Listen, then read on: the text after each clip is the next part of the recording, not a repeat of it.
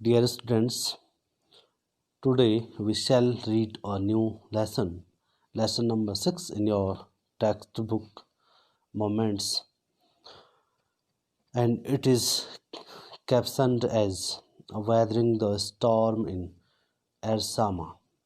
Ersama is a place which is situated in the coastal area of Odisha. Now it is known as Odisha. Before starting this lesson, we should read these lines. The cyclone that hit Odisha in October 1999 killed thousands of people and devastated hundreds of villages. तो weathering means यहाँ पे पहले तो weather से ये बना है, लेकिन यहाँ पे वेदर मीन्स मौसम नहीं होकर वेदरिंग मीन्स यहाँ पे है एस्केपिंग, बच कर निकलना। किससे? द स्टॉर्म, तूफान से।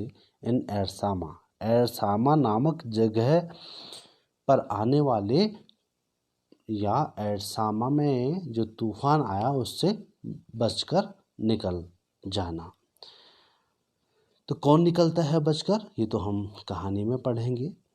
तो इन लाइंस में क्या लिखा गया है? द साइक्लोन, साइक्लोन एक चक्रवात को हम साइक्लोन कहते हैं। चक्रवात आप जानते होंगे कि यह समुद्र में भूकंप अथवा किसी अन्य कार्य ज्वालामुखी या भूस्खलन कहीं पर होता है, और भारी मात्रा में भूस्खलन से जब मलबा समुद्र में यकायक गिरता है तो उससे क्या होता है कि जो लहरें होती हैं वो तटवर्ती क्षेत्रों पर टकराती हैं, और कभी कभी ये लहरें बहुत ऊंची उठकर रिहायशी इलाकों में आ जाती हैं।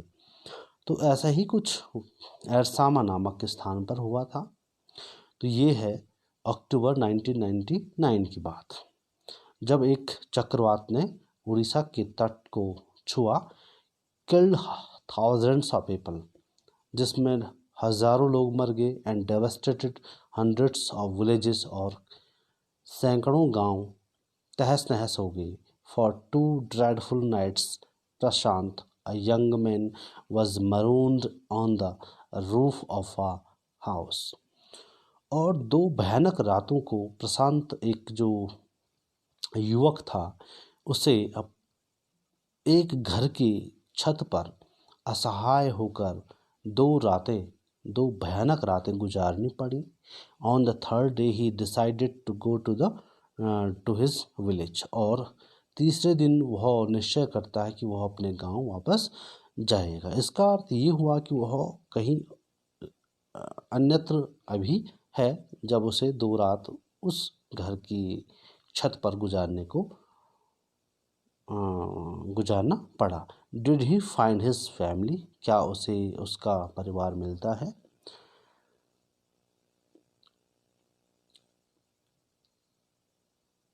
Here begins the lesson. On 27 October 1999, 7 years after his mother's death, Prashant had gone to the block headquarters of Ersama, a small town in coastal Odisha, some 18 kilometers from his village, to spend the day with a friend. 27 अक्टूबर 1999 का दिन था, जब 7 वर्षीय अपनी माँ की मौत के 7 साल बाद प्रशांत एरसामा नामक जगह है, जहाँ की उनका विकास खंड का मुख्यालय था। A small town in coastal Orissa, ये जो एरसामा है वह उड़ीसा, तटवर्ती उड़ीसा का एक कस्बा है, एक छोटा सा कस्बा है। सम 18 किलोमीटर्स फ्रॉम हिज विलेज, लगभग उसके गांव से इसकी दूरी 18 किलोमीटर है और वह अपने मित्र के घर दिन बिताने के लिए गया हुआ था। अर्थात वह अपने घर से 18 किलोमीटर दूर विकास खंड मुख्यालय जो कि एरसामा में था, वहाँ अपने मित्र के घर दिन बिताने को गया था। इन द इवनिंग, शाम के समय, a dark and menacing storm quickly gathered. शाम के वक्त एक अंधेरा और डरावना या खतरनाक जो तूफान था वह अचानक बहुत जल्दी क्या हुआ, इकट्ठा हुआ। Winds beat against the houses with a speed and fury that Prashant had never witnessed before. हवा घरों पर इस कदर टकराई या इस तेज गति और क्रुद्ध होकर टकराई, ऐसा प्रशांत ने अपने जीवन में कभी नहीं देखा था। यहाँ पे विटनेस्ड मीन्स गवाही देने की बात नहीं है, यहाँ पे विटनेस्ड मीन्स देखा। Heavy and incessant rain filled the darkness. और जो भारी और निरंतर जो वर्षा थी उसने सभी जगह अंधेरा अंधेरा कर दिया। एंशियंट ट्रीज वर, और जो पुराने, यहाँ पे एंशियंट मीन्स ओल्ड, ओल्ड जो ट्रीज थे, जो बूढ़े पेड़ थे या पुराने पेड़ थे, वे वर, यहाँ देख रहे होंगे आप चित्र में, वो किसी मकान की छत पर बैठे हुए हैं, लेटे हुए हैं। अपरूटेड, और जो पुराने पेड़ थे वे क्या हो गए, उखड़ गए। अपरूटेड रूट से बना है, रूट मीन्स जड़, अर्थात जड़ जब उखड़ जाती है तो उसे अपरूटेड कहेंगे हम अंग्रेजी में। तो जो पुराने वृक्ष थे वे उखड़ गए थे। And crashed to the earth, यहाँ पर क्रैश्ड मीन्स फॉलन, गिर गए थे, कहाँ, जमीन पर। Screams rent the air as people and houses were swiftly washed away. Screams rent the air, जो चीखें थी वे हवा में गूंज रही थी, जैसे कि लोग और जो घर थे वे तेजी से तूफान में बह गए थे, इस चक्रवात में बह गए थे। जब चक्रवात से पानी कहाँ आया, रिहायशी जहाँ लोग रहते हैं उन इलाकों में आया, तो लोग और उनकी मकानें बहुत तेज गति से वहाँ से बह गई। The angry water swirled into his friend's house neck deep, और जो क्रुद्ध जो पानी था वो भंवर के रूप में उसके मित्र के घर में गर्दन तक, उनकी गर्दनों तक भर गया। अर्थात कहने का अर्थ ये है कि जहाँ पर वे खड़े थे उनकी गर्दन तक पानी भंवर के रूप में तेजी से उनके घर में आया और उस घर में पानी लबालब भर गया। The building was of brick and mortar and was strong enough to survive the devastation of the winds velocity of 350 kilometre per hour. जो बिल्डिंग थी, जो भवन थे, वे ईंटों और सीमेंट गारे से बने हुए थे। मोर्टार मीन्स होता है मसाला, जो होता है सीमेंट और बजरी और जो कंक्रीट होते हैं उससे जो बनता है उसे मोर्टार कहते हैं। एंड वॉज स्ट्रॉन्ग एनफ, और वह इतना शक्तिशाली घर था कि वह इस डेवास्टेशन में, इस विनाश या इस विनष्टकारी चक्रवात में भी सरवाइव उसने किया। अर्थात वह घर वहीं पर बना रहा, अर्थात वह बहा नहीं कितनी गति पर भी, जबकि जो हवा की जो वेलोसिटी थी, चाल थी, वो 350 किलोमीटर पर आवर थी। But the cold terror of the family grew with the crashing of trees that had got uprooted and fallen on their house sometime in the middle of the night, damaging its roof and walls. लेकिन जो गहरा जो आतंक था किसका, of the family, उस परिवार को जो सबसे ज़्यादा डर हुई वो किससे हुई, जब पेड़ क्रैश यानी पेड़ गिरे और उखड़े और वे उनके घर पर गिर गए जहां वो रुके हुए थे। Some time in the middle of the night, रात्रि के लगभग मध्य में अर्थात मध्य रात्रि के वक्त लगभग पेड़ उखड़कर उनके छतों पर आ गए। Some time in the middle of the night damaging its roof and walls, और उन पेड़ों ने इसकी छत और उसकी दीवार को क्षति पहुंचाई।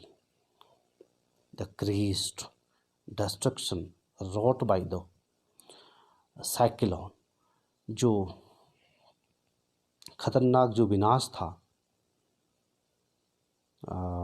किसका, wrought by the साइक्लोन, जो कि साइक्लोन यानी उस चक्रवात ने क्या कर दिया था, चक्रवात के द्वारा जो भारी विनाश किया गया था। And the surge of the ocean, और जो समुद्र था, जो महासागर था, उसके पानी की तेज बहाव था, continued for the next 36 hours, ये लगभग 36 घंटे तक चलता रहा। Although wind speeds had reduced somewhat by the next morning, हालांकि अगली सुबह तक जो विंड स्पीड्स था यानी जो हवा की जो गति थी वह जरा धीमी हुई। To escape the waters rising in the house, घर में जो पानी बढ़ रहा था उससे बचने के लिए Prashant and his friends family had taken refuge on the roof, Prashant और उसके मित्र का परिवार जो उस घर में रह रहे थे उन्होंने छत पर शरण ली। Prashant will never forget the shock he experienced at his first glimpse of the devastation wrought by the super cyclone in the grey light of the early morning. प्रशांत इस झटके को कभी नहीं भूलेगा, इस जो उसे बहुत शौक लगा था उसको कभी नहीं भूलेगा, जो उसने महसूस किया था, जो उसने अनुभव किया था जब उसने विनाश की पहली झलक देखी थी, जो कि उस सुपर साइक्लोन द्वारा किया गया था, उस चक्रवात द्वारा जो विनाश किया गया था, उसकी झलक को वह कभी अपने जीवन में नहीं भूलेगा। In the great light of the early morning, सुबह की जो लाइट होती, जो स्लेटी रंग की जो प्रकाश होता है, जब उसने पहली झलक देखी इस सुपर साइक्लोन द्वारा जो विनाश किया गया था, तो वह सदमे में चला गया और वह इस सदमे को कभी नहीं भूलेगा। A rising deadly brown sheet of water covered everything as far as the eye could see. Only fractured cement houses still stood in a few places. A rising deadly, बढ़ते हुए और भयानक, जो ब्राउन शीट ऑफ वाटर यानी brown जहाँ पे भूरा यानी गंदा जो पानी था, जिसने कि सभी जगह जहाँ कहीं उसको दिखाई दिया जा सकता था सभी जगह उसे गंदा पानी, जो बाढ़ का पानी होता है गंदा, उस मटमैले पानी को उसने देखा। Only fractured cement houses still stood in a few places, कुछ स्थानों पर उसने केवल उन टूटे हुए सीमेंट के बने हुए घरों को अभी भी खड़े देखा, अर्थात अभी भी वे उनके ढांचे खड़े थे, क्योंकि उनको सीमेंट से बनाया गया था। तो सीमेंट से जो घर बनते हैं वो घास फूस और लकड़ी या जो और अन्य प्रकार से जो घर बनाए जाते हैं उससे ज़्यादा शक्तिशाली होते हैं, मजबूत घर होते हैं। तो उनके जो अवशेष थे वो उसे दिखाई दे रहे थे। Blotted Animal carcasses and human corpses floated in every direction. सूजी हुई जो जानवरों की जो लाशें थी और जो मानवों की लाशें थी वे यहाँ कहाँ अन्य प्रत्येक दिशा में वो बहते हुए दिखाई दे रही थी. All around even huge old trees had fallen.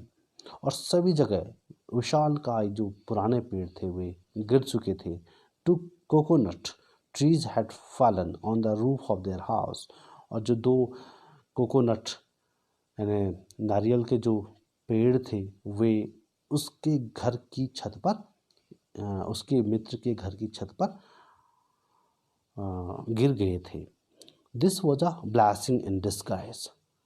हालांकि जो नारियल के जो पेड़ थे वे उसके मित्र की छत पर गिरे थे, लेकिन ये उनके लिए एक वरदान के रूप में साबित हुआ. Blessing in disguise. Disguise means बदले में उन्हें ये एक तरह का ब्लेसिंग था. क्यों था ऐसा आगे देखेंगे. बिकॉज क्योंकि द टेंडर कोकोनट्स, क्योंकि जो मुलायम जो कोकोनट्स थे नारियल थे फ्रॉम द ट्रीज उस पेड़ से, कैप्ट द ट्रैप्ड फैमिली, उसने इस फंसे हुए परिवार को फ्रॉम स्टार्विंग भुखमरी से बचाया.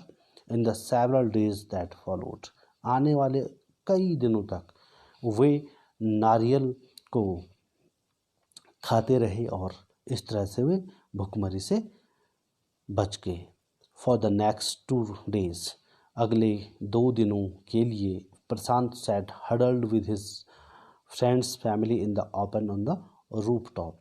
प्रशांत अपने मित्र के परिवार के साथ उस छत पर दुबक कर बैठा रहा, यानी बिना इधर उधर गए हुए वो सभी लोग वहीं पर बैठे रहे. They froze in the cold and incessant rain, वे उस ठंडी और लगातार होने वाली जो बारिश से होने वाली जो ठंड थी उसमें जम से गए. The rain water washed away Prashant's tears, और जो वर्षा का पानी था उसने प्रशांत की आंखों में जो आंसू आ रहे थे उसे धो दिया. The only thought that flashed through the mind was weather his family had survived the fury of the super cyclone. केवल एक ही विचार उसके दिमाग में फ्लैश हो रहा था, वो ये था कि कहीं उसका परिवार जीवित है, इस सुपर साइक्लोन से उसका परिवार जीवित है या नहीं. ये उसके मन में बार बार यह विचार आ रहा था, क्योंकि वह तो अपने घर से दूर था, 18 किलोमीटर दूर था एरसामा में. Was he to be bereaved once again, क्या वह एक बार पुनः अपने घर वालों से मिलने से वंचित हो जाएगा. बेरिएव्ड मीन्स वंचित होना. 2 days later, 2 दिनों बाद, which seemed to Prashant like 2 years, जो प्रशांत को 2 साल के बराबर लगा. The rain ceased and the rain waters slowly began to recede. वर्षा रुकी और जो रेन वाटर्स था वह धीरे धीरे रिसीड होने लगा, यानी उसका जो स्तर था वो घटने लगा. प्रशांत was determined to seek out his family without further delay. प्रशांत जो था वो दृढ़ निश्चयी था. अब वह अपने परिवार को बिना देरी किए हुए खोजना चाहता था. But the situation was still dangerous, लेकिन जो स्थिति थी अभी भी खतरनाक बनी हुई थी. And his friends family plead means होता है प्रार्थना करना, और उसके मित्र के परिवार वालों ने उससे याचना की, प्रार्थना की, to stay back a little while longer, कि वह कुछ देर और वहाँ उनके साथ रुका रहे. But Prashant knew he had to go, लेकिन प्रशांत जानता था कि उसे तो जाना ही जाना है. ही equipped himself with a long sturdy stick and then started on his 18-kilometer expedition back to his village through the swollen flood waters. swollen means यहाँ पे सूजा हुआ नहीं है, यहाँ पे जो फ्लड वाटर्स था, बाढ़ का जो पानी था वह उफान पे था, अर्थात वह बहुत तेज़ गति से बह रहा था और ऐसा लग रहा था कि ज़मीन अपने स्तर से ऊपर उठ गई है, क्योंकि पानी जो उसके ऊपर बह रहा था। तो उसने क्या किया, उसने स्वयं के साथ उसने एक लंबा और एक मजबूत एक स्टिक छड़ी ली and then started on his 18 kilometre expedition, और तब उसने 18 किलोमीटर की जो यात्रा थी उसे शुरू किया back to his village through the swollen flood waters. इस उफनते हुए पानी से उसने अपने गांव की यात्रा को प्रारंभ किया। It was a journey he would never forget. यह ऐसी यात्रा थी जिसे वह कभी नहीं भूलेगा। He constantly had to use his stick to locate the road. उसने लगातार अपनी छड़ी को सड़क को लोकेट करने के लिए यूज़ किया, अर्थात सड़क कहाँ है उसने अपनी उस छड़ी से सड़क की स्थिति को पता लगाने में यूज किया। टू डिटरमिन, ये देखो आप, उसके हाथ में stick is in his hand and he was locating the road where the water was most shallow. Shallow means जहाँ पे कम गहरा होता है उसको shallow कहते हैं। जहाँ पानी सबसे कम गहरा था, अर्थात जहाँ पानी का जो स्तर था वो सबसे कम था, वहाँ वह उस डंडे से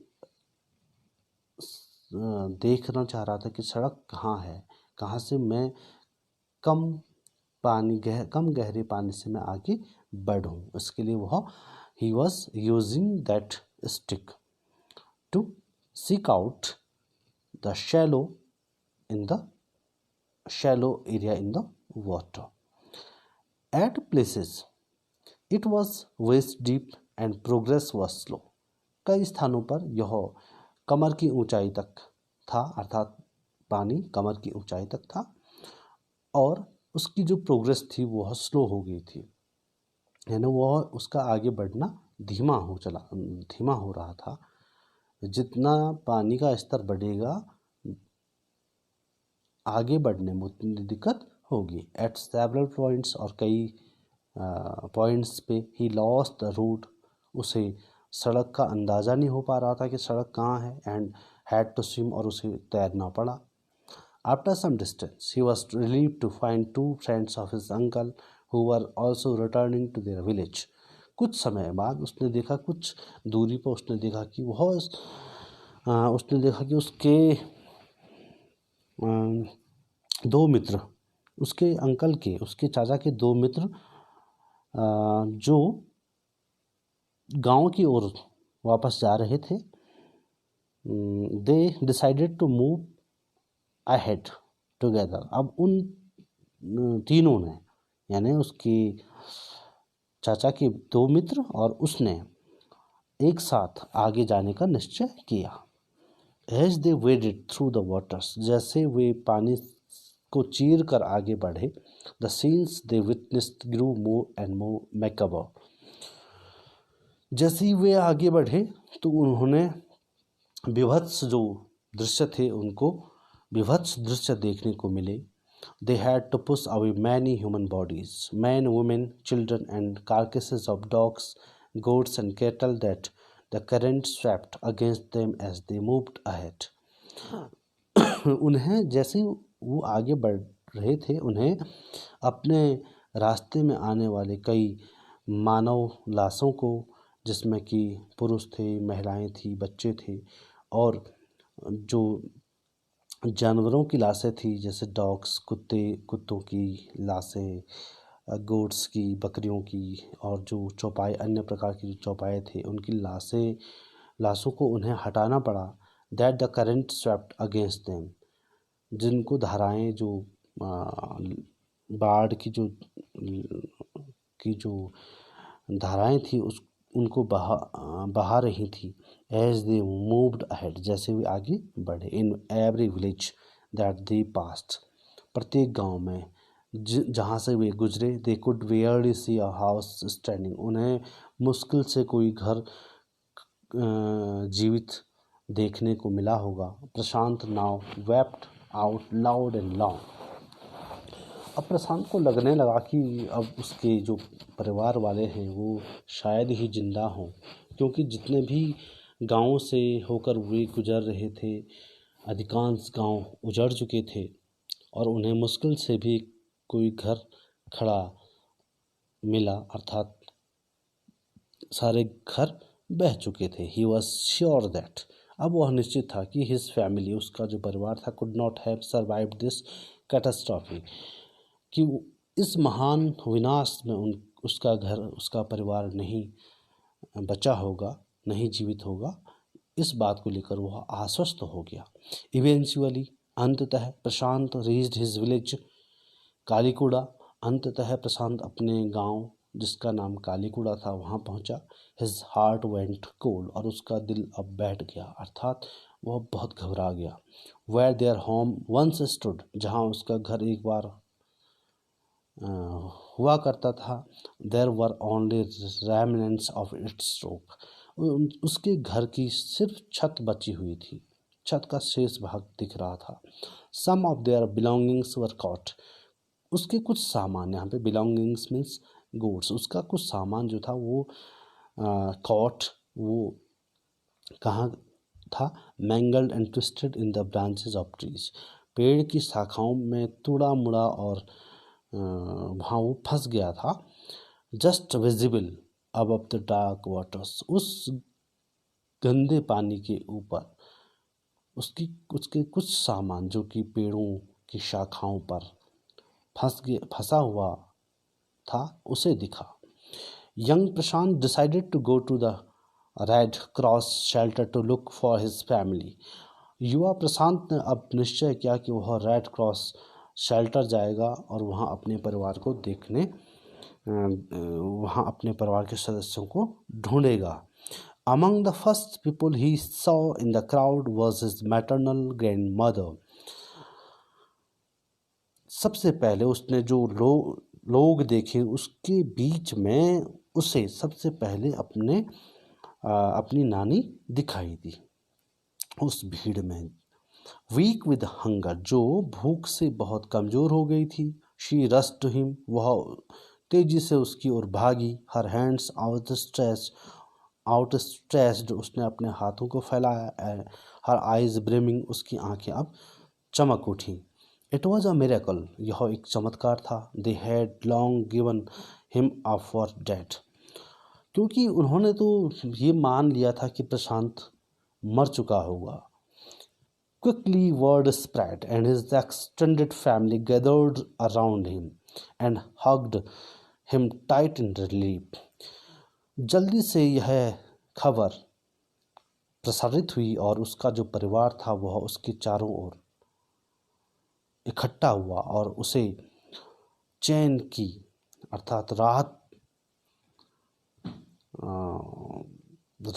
भरी, जो उनको एक चैन मिला था, एक सुकून मिला था, उन्होंने उसका आलिंगन, कसकर आलिंगन किया। प्रशांत एंक्ससली स्कैन्ड द मॉटली, और प्रशांत ने उत्सुकता पूर्वक इस मॉटली को, मॉटली मीन्स भानुमति का पिटारा। अब भानुमति का पिटारा कैसे कहते हैं, जिसमें विभिन्न प्रकार के लोग, अव्यवस्थित ढंग से लोग मिलते हैं, बेरंग जिसे कहते हैं हम, क्योंकि उसे अपने परिवार के जो लोग थे वो बैटर्ड ग्रुप, एक ऐसा समूह उस समय दिख रहा था उसे जो बेरंग सा था, अर्थात किसी ने खाना नहीं खाया था, कोई कमज़ोर हुआ था, किसी के कपड़े नहीं थे। तो उसने इस मोटली को बड़ी उत्सुकता से देखा। His brother and sister, his uncles and aunts, they all seem to be there, और अब उसे अपने भाई बहन, उसके चाचा जो थे, उसके चाचियाँ थी, उसे अब महसूस हुआ कि वे सभी वहीं थे।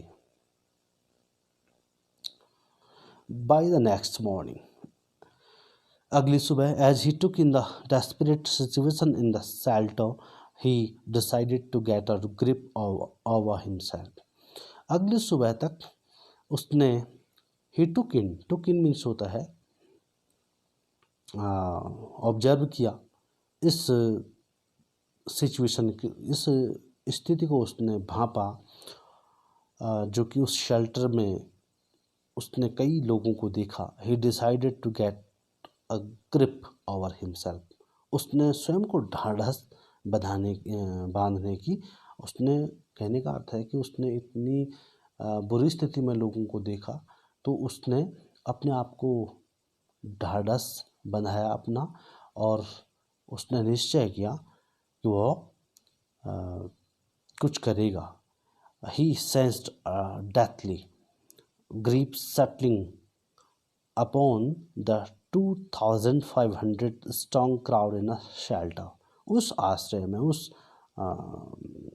शेल्टर में 2500 जो लोग थे जिन पर भयानक दुख का पहाड़ टूट पड़ा था, उसने इस बात को समझा, अर्थात उनके दुखों को समझा।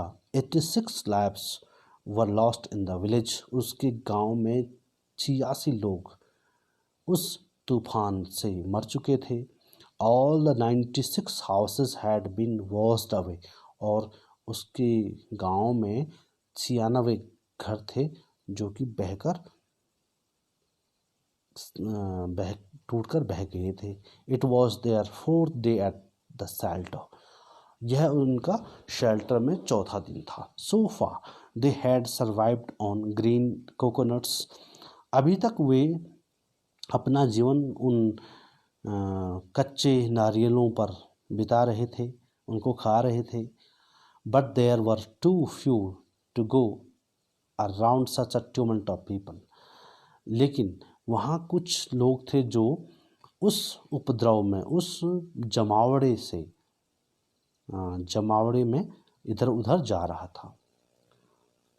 देखें आप, प्रशांत all of 19 years decided to step in as leader of his village if no one else did.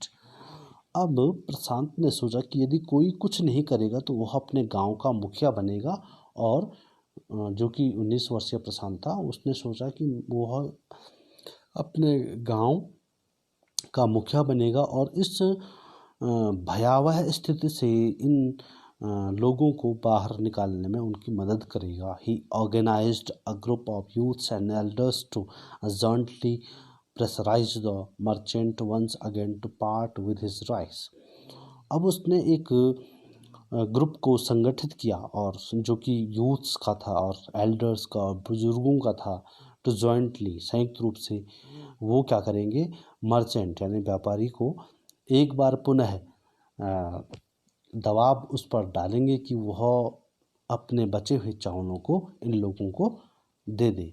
This time the delegation succeeded, और इस समय जो शिष्टमंडल था जो कि उस मर्चेंट से मिला था, वह अपनी बात मनवाने के लिए सफल हुआ। एंड रिटर्न्ड ट्रायम्फेंटली, और विजयी होकर वे वापस लौटे। अर्थात अब merchant was ready to give the rice that he wanted to give that rice to them. This time, आगे है, wading through the receding waters with food for the entire shelter. वे उस सारे जो शेल्टर वहाँ पर बना हुआ था उसके लिए भोजन की व्यवस्था, उस भोजन को वो वहाँ तक ले आए उस पानी से, उस घटते हुए पानी से, अर्थात बाढ़ का जो पानी था वो घट रहा था, उसका स्तर जो था वो घट रहा था, और उसको चीर कर अर्थात उसको पार कर वे उस शेल्टर में चावल को लेकर आ गए। नो वन केयर्ड दैट, किसी ने परवाह नहीं की थी कि the rice was already rotting, कि यह चावल तो पहले ही सड़ा हुआ था। किसी ने इस बात की परवाह नहीं की कि चावल सड़ा था। Branches from fallen trees were gathered to light a reluctant and slow fire on which to cook the rice. Branches from fallen trees, गिरे हुए पेड़ों की जो शाखाएं थी उनको इकट्ठा किया गया to light a reluctant and slow fire. लेकिन उनसे जो आग थी वो धीमी आग उन पे लगी, अर्थात क्योंकि वो कच्चे वो पेड़ की जो शाखाएं थी वो कच्ची भी थी और ऊपर से उन में पानी था, अर्थात उन्हें जलाने में बड़ी दिक्कत हुई। ऑन विच, जिस पर, टू कुक द राइस, जिस पर चावल को पकाया गया। किन पर? उन पेड़ों की शाखाओं पर जो कि गीली थी। For the first time in 4 days, 4 दिनों में पहली बार, the survivors at the cyclone shelter were able to fill their bellies. जो उस चक्रवात में बच गए थे उन्हें अपने पेट भरने में वे समर्थ हो पाए। Valleys means stomachs. His next task was to organize a team of youth volunteers to clean the shelter of filth, urine, vomit, and floating carcasses, and to tend the wounds and fractures of the many who had been injured.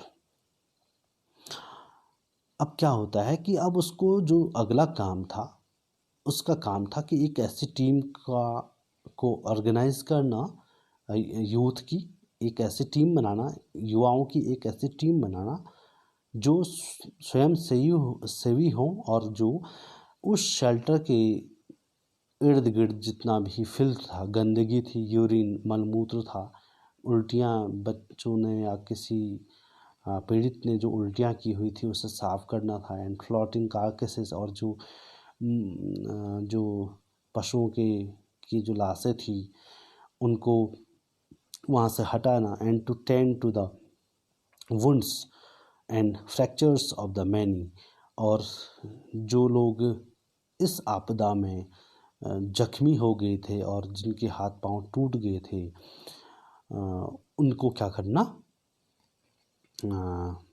उनको सही करने में मदद करना।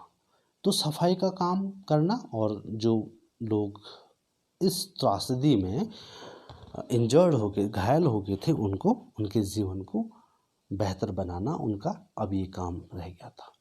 On the 5th day, 5वें दिन, a military helicopter flew over the shelter and dropped some food parcels.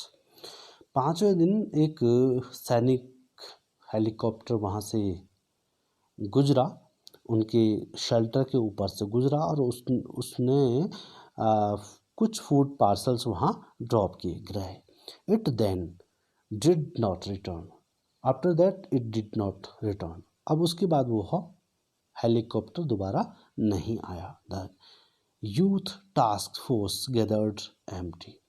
अब जो युवा जो थे, जो टास्क फोर्स थी, यानी जो एक फोर्स बनाई गई थी युवाओं की, उन्होंने क्या किया, इकट्ठे किए एम्प्टी। एम्प्टी मीन्स खाली, यूटेंसिल्स बर्तन, फ्रॉम द शेल्टर। शेल्टर में जो भी खाली बर्तन थे उन्होंने इकट्ठा किया उन्हें।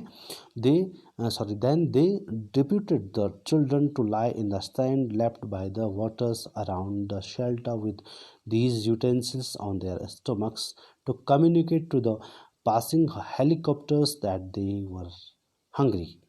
अब उन्होंने क्या किया, बच्चों को उन यूटेंसिल्स को गैदर करके बच्चों को सैंड पर लिटा दिया, जो सैंड किससे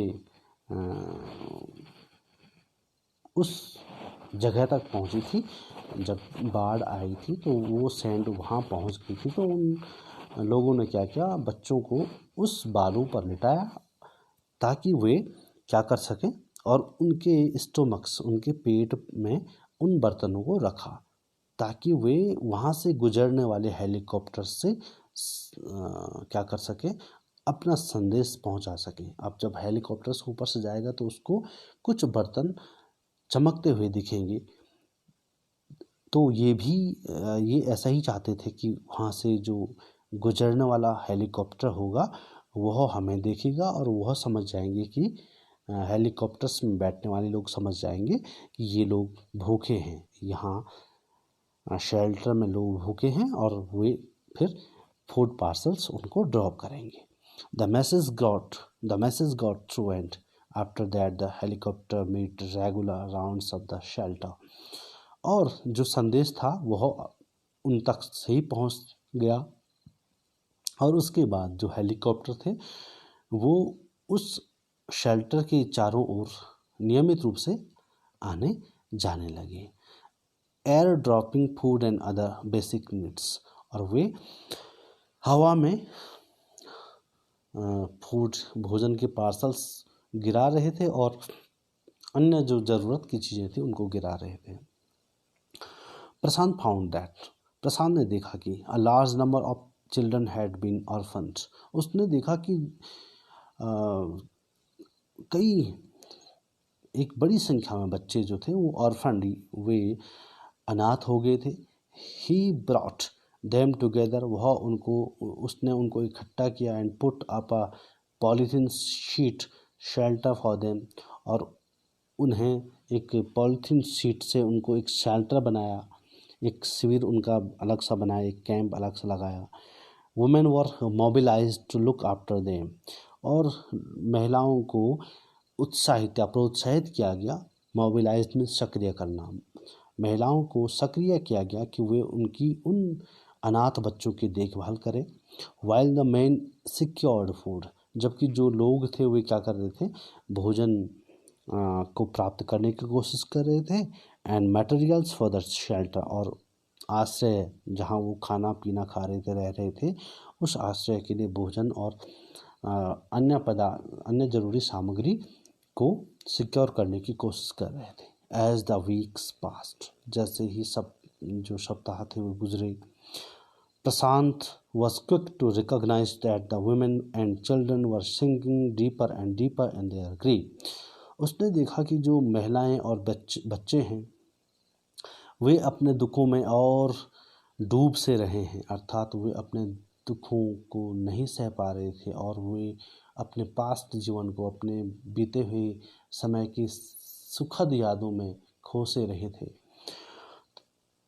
He persuaded the women to start working in the food for work program started by an NGO, and for the children he organized sports events.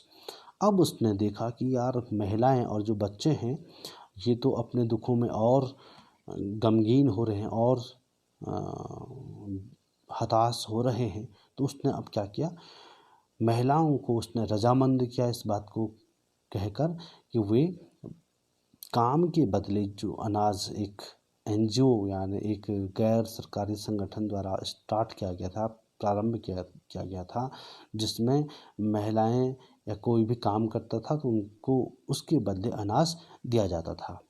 And for the children, और बच्चों के लिए उसने क्या किया, ही ऑर्गेनाइज स्पोर्ट्स इवेंट्स, उसने खेल गतिविधियों का आयोजन उनके लिए किया। He himself loved to play cricket, वह स्वयं भी क्रिकेट खेलना पसंद करता था। And so he organised cricket matches for children, इसलिए उसने बच्चों के लिए क्रिकेट मैच का आयोजन किया। प्रशांत एंगेज्ड विद अदर वॉलंटियर्स, प्रशांत व्यस्त था अपने अन्य स्वयं सेवियों के साथ। इन हेल्पिंग द विडोज,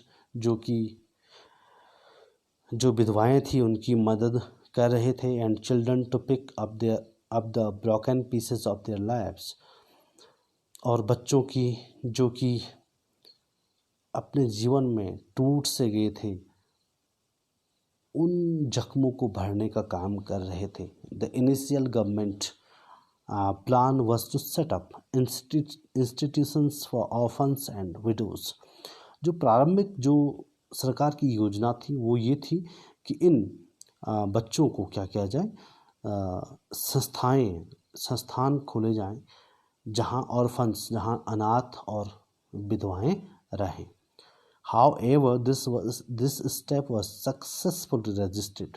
फिर भी इस प्रयास को, सरकार के इस प्रयास को सफलतापूर्वक रोका गया। ऐसा क्यों हुआ भाई? सरकार तो मदद करना चाह रही थी, लेकिन इनकी जो टीम थी उसने इसका विरोध क्यों किया? As it was felt that ऐसा महसूस किया गया था कि इन सच इंस्टीट्यूशंस, इन संस्थाओं में children would grow up without love, जो बच्चे होंगे वे बिना प्यार के बड़े होंगे। एंड विडोज, और जो महिलाएं जो विधवा हो चुकी हैं वे क्या करेंगी, would suffer from stigma and loneliness, और वे कलंक के साथ, एक सदमे के साथ, सदमे में होंगी और एकाकीपन का जीवन जिएंगी। प्रशांत's group believed orphans should be resettled in their own community itself.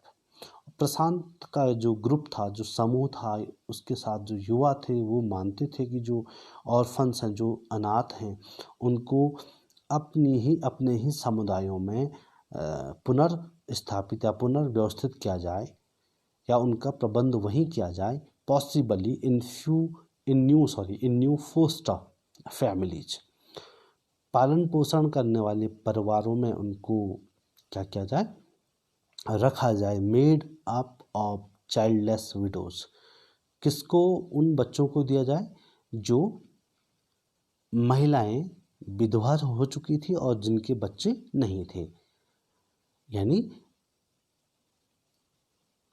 जिन विधवाओं के बच्चे नहीं थे उनको इन अनाथ बच्चों को दिया गया।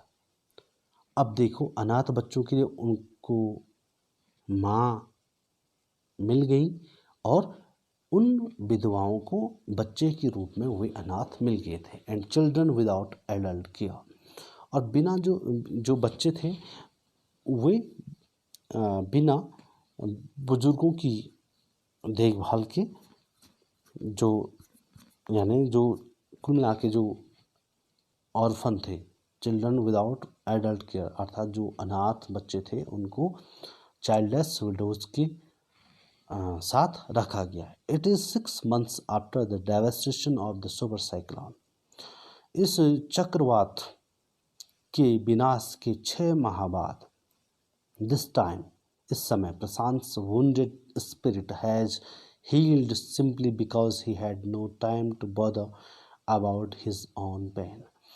प्रशांत के जो जख्म थे वे भर गए, क्योंकि उसको वह अब परेशान नहीं था कि वह अपने पेन, उसको कितना दुख हुआ, वह अपने पेन के बारे में उतना, उससे जो दुख था जीवन में वह उससे परेशान नहीं था, क्योंकि उसका जो अधिकांश समय था उन लोगों की सेवा में जाता था। His handsome youthful face is what the widows and orphaned children of his village seek out most in their darkest hour of grief.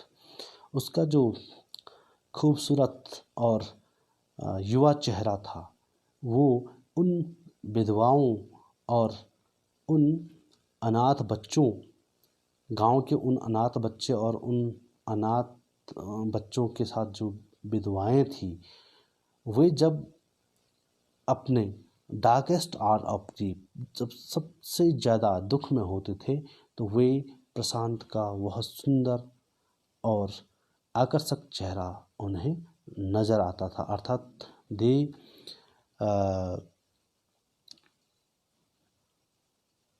Were thinking about the handsome and youthful face of Prashant. अपने गहन दुख में वे उसको याद करते थे और इस तरह से उनका जो दुख था वह कम होता था। तो बच्चों, ये लेसन यहाँ पे समाप्त हो गया। And this story is written by Harsh Mander. I think and I hope that you have understood this story. Thanks for watching this video.